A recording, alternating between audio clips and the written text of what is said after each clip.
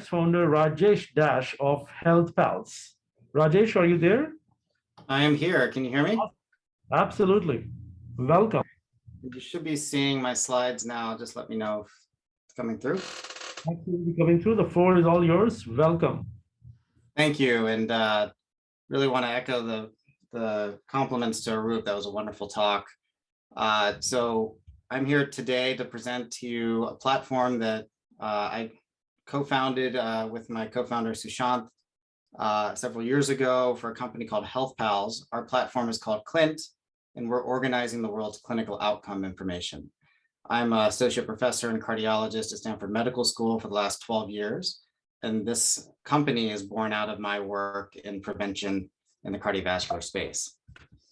So we all know there's tremendous value in real world clinical data, but we also know that without the proper context, all of that data is really just noise and not usable by clinicians or patients or even other stakeholders like pharma and payers without the right context. And as we know, Google has organized the world's overall information and Bloomberg organized the world's financial data, but no one has actually organized the world's clinical outcome information from large real world data sets. And what if we could, one disease at a time? And that's really our vision and our mission. So let me give you an example of work we just did with the FDA that's about to be published in PLOS One. Can EHR records tell us how many patients had COVID in 2020? And you would think that EHRs would be pretty good at doing this. So we took 35 million US patients with linked EHR claims records, and we queried for ICD-10 diagnoses of COVID-19 or a positive PCR test or both. And what we found were about 600,000 COVID-19 patients in our data set that we had access to. And in the EHR records, 21% of them had the diagnosis of COVID-19.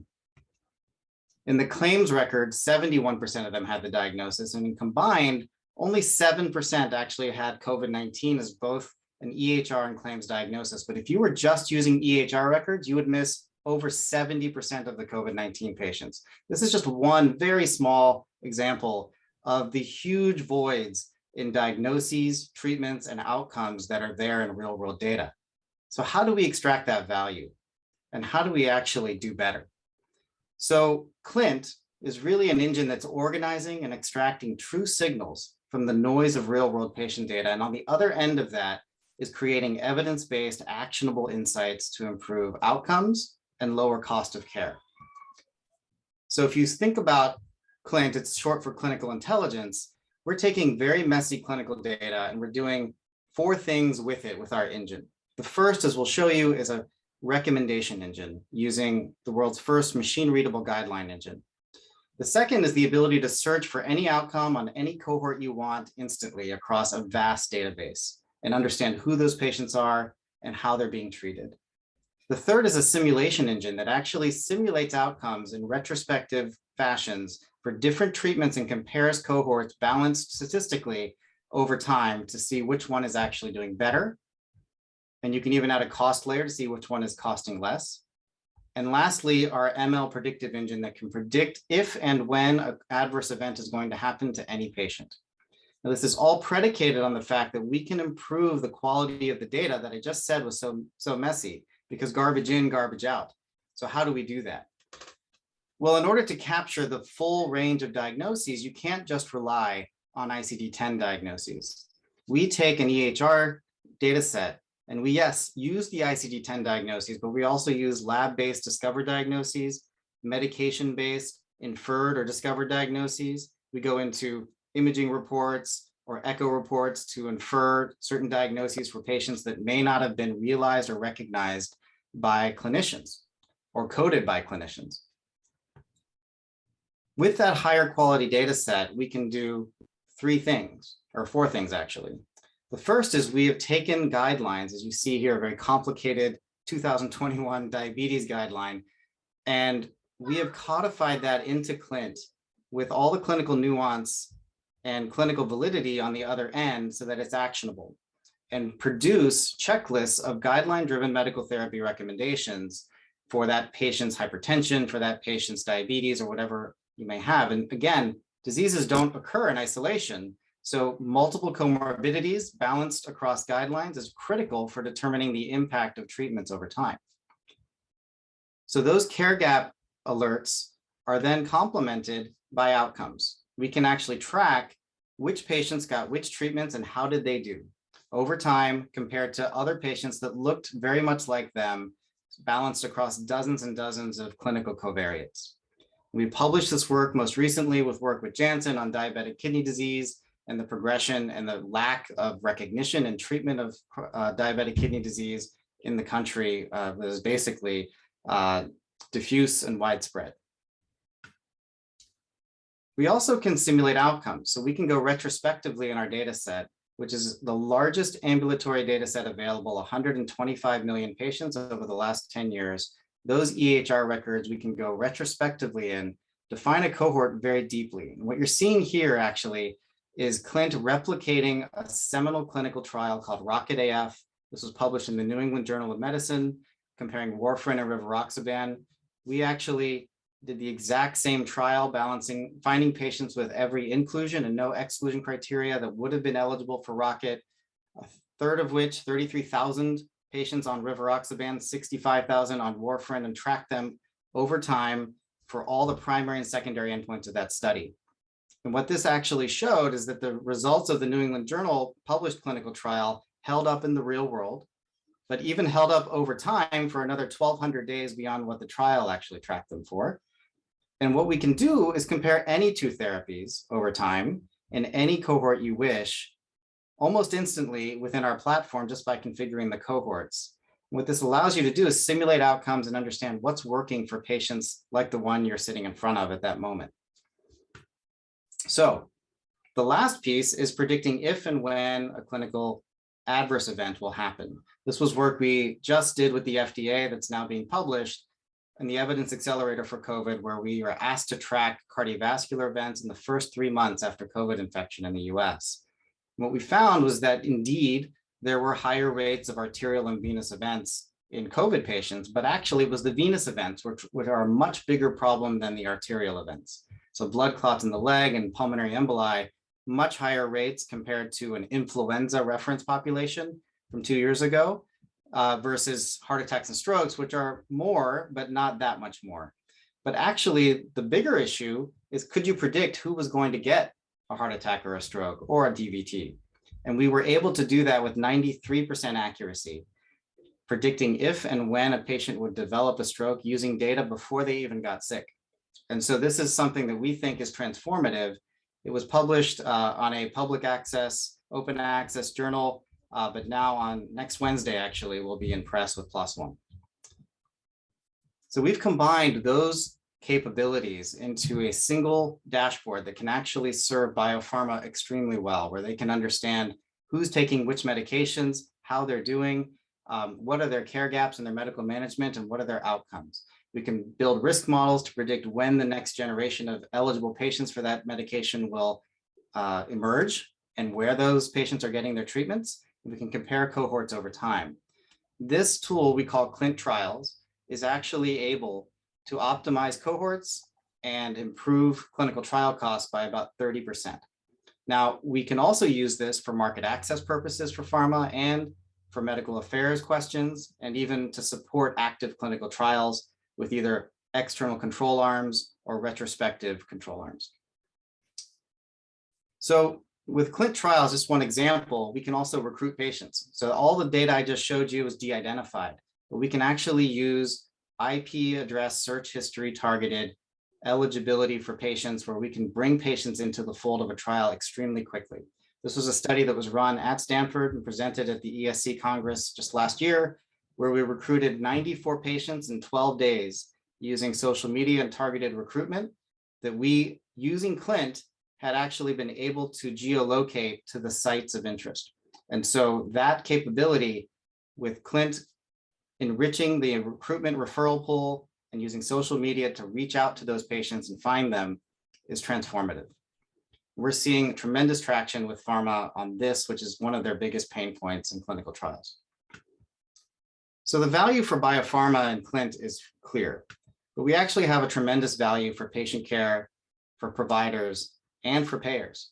And so I mentioned this before, taking a guideline and making it into a checklist of guideline-driven medical therapies relevant for that single patient, and then aggregating that to a population level is valuable, not only for the patient, but also for the provider and the health system. But if you simply add a cost layer, you can take these simulations of what's working clinically for patients, add the cost layer and understand what's actually most cost saving for that as well. And so this is where there is value for value-based healthcare systems, at-risk health systems, or even just payers in general. And so this is something that we're beginning to explore. But we've begun with biopharma and have made significant traction. So we have I'm lucky to have a very great team. So my co-founder is Sushant, who's the technical side of our platform.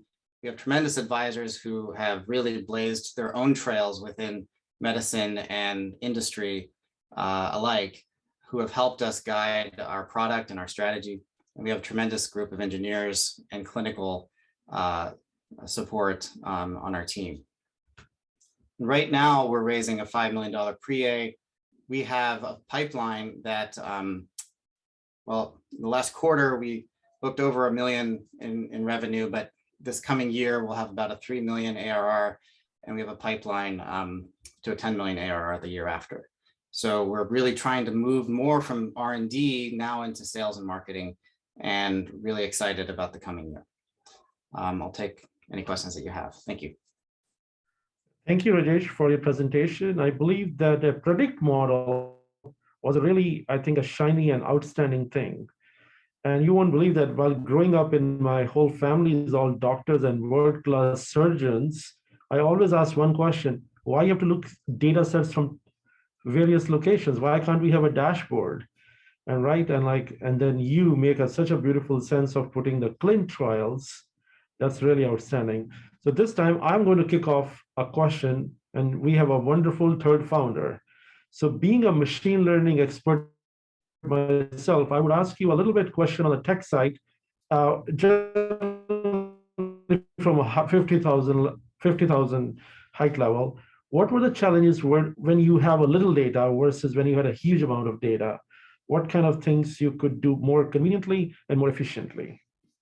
Well, certainly thank you for the question and the comment, but certainly having access to 125 million patient records solved a lot of problems in terms of finding patients with a diagnosis. But the completeness of those records, the quality of that record, when it ran through our CLINT clinical logic layer, suddenly that funnel came down quickly. And we've realized how much we needed that large capture of records just to have enough information to start to optimize and build some of those models. When we had small amounts of data, for instance, we started with just data from Stanford Healthcare, and it was valuable at the point of care for that individual patient, but to make comments on a population, to make a comment on disease management on the whole, it was simply inadequate. We found that the variability from patient to patient in terms of their care was tremendous, and you need that high volume to create patterns that you can actually pull out with using machine learning. Beautiful. That's a journey of a founder, right? With limitation and constraint and with a huge amount. Awesome. I'm going to open the floor for my fellow judges. I have questions, but I want Doreen to opportunity to go before me once. Thank you so much for the presentation. I'm wondering how applicable would that be for other countries if you want to scale globally? Yeah, great question. In fact, we have ongoing discussions with the federal health system in Australia, several state governments in India, and NHS, because they're ideal for this platform where the deep use cases of biopharma are less relevant than more straightforward, almost lower hanging fruit for large at-risk or single payer health systems where they're incentivized to improve outcomes at lower cost. We are working on care gap closure for anticoagulation for AFib, for statin prescriptions, and for metformin prescriptions in pre-diabetics and diabetics in India, Australia, and also in Indonesia and Malaysia. So there's a lot of interest abroad in this capability. The challenge is that these are government health systems and they move slowly, but they recognize the value, and we are able to quantify that when we have really organized cost information that many of these health systems have. Thank you. And my last question is, if I would like to invest, what would be my return on investment? What would be the minimum ask? Yeah, so this round, the minimum is 25,000. But you know, the valuation is, you know, as you saw, we're raising a $5 million pre-A round. It's on a 20 million pre. And it's a safe note. And so that would be kind of the scenario that people are investing in right now. But we think there's substantial upside. The total addressable market for this is in the tens of billions in the US alone. And so, and that's just in cardiovascular. This is applicable to really any disease state. We get a lot of interest from oncology, immunology, and other disease states. We're staying focused on cardiovascular at the moment, but can easily see this branching outward. Thank you. I have a question regarding the data. As you were presenting, you know, I was like pretty curious to see how you were able to convince someone to give you access to claims and EHR, because I know many startups who are super hungry for that, and it's super hard to get. And I'm suspecting that the answer may be in the clinical trials. So maybe you have partners for a particular clinical trial, and this is part of it, and they publish something. So I would like you to clarify. And Sure. I'm also curious, like, if that's the case, then basically maybe I have a trial at my particular provider or bubble, but then if I have these wonderful findings, is there any way for any doctor from this specialty, even if they are in different system, to have access to that? Or is it basically locked in for the bubble that had the particular trial? No, great question.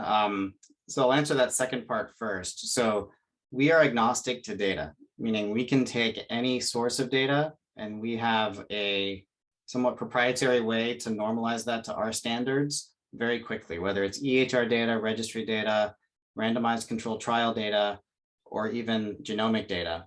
We are able to ingest that and produce results very quickly. The 35 million records we did for the FDA study, we had never seen that before that project, and had results in 10 days. That was way ahead of Datavant, IQVIA, Aetion, and all the others in that working group. So we're very quick being able to do that. It took us years to build that. The data set we have most ready access to is through partnerships. So you're correct. Our first partnership was actually with the American College of Cardiology. Because we were codifying their guidelines largely, they were like, wow, this is amazing. They gave us access to their Pinnacle and Diabetes Collaborative Registry data, which is about 14 million patients. Then we actually formed a partnership with Veradigm. Veradigm is a subsidiary of Allscripts. And so we have Allscripts, Practice Fusion, and NextGen data as well. So it's heavily outpatient in the work that I just showed you.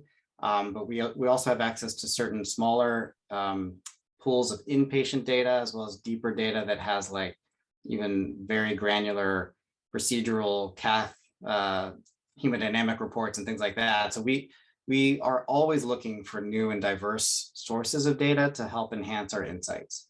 But it's an ongoing process, and it took a long time. So we actually don't license our data. We have rev shares because we make people's real world data more valuable and more easily usable by their own customers. And so, so that's been a really positive development for us. So let's say I agree to partner with you and I have lots of useful data. Does it then mean that someone else will be able to use the outcomes of the data, or is it locked just for me? It's up to you. If you are willing to share it into our broader pool, that's fine, but you don't have to. We don't mix data sets unless there's express permission to do so. In fact, some of our larger data sets won't allow us to mix it with other things. So we often have toggles in our dashboard where you can look at ACC data and next-gen data, but you can't look at all of them together. So you would basically be your own tab for your data. But what we do bring over are models. So our models are trained on those other data sets, and we think they're very relevant. And we may need to tweak it to make it fit your data, but actually it starts us off, far ahead from where we would be from scratch. So let's say something works wonderfully in Stanford, and I want to bring it to Pittsburgh. You are saying just because of the ML mechanism, it would be much easier to do that? Well, no, I was saying that if we had data from Pittsburgh where you are, we could ingest that data into CLINT, produce care gaps, produce the models on the exact same cohorts. But when we start building our risk models, we're not starting with just your data. We already have models that are built on other data sets with weights on certain features that we would see if those still applied to your data set. And if they didn't, fine, but we'll tweak them to make sure, but we're not starting from scratch, which is actually a significant head start. Okay, Rajesh, I think very wonderful answered questions. I'm going to just have my question from the beginning, which I didn't ask, is very simple. What is your moonshot?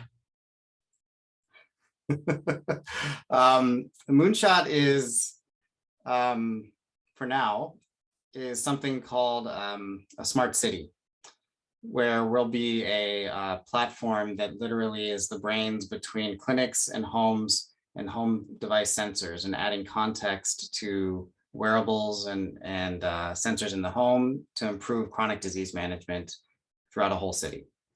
So that's currently in discussion, actually pretty advanced discussion, but we don't talk about it in our projections because it is a moonshot. So.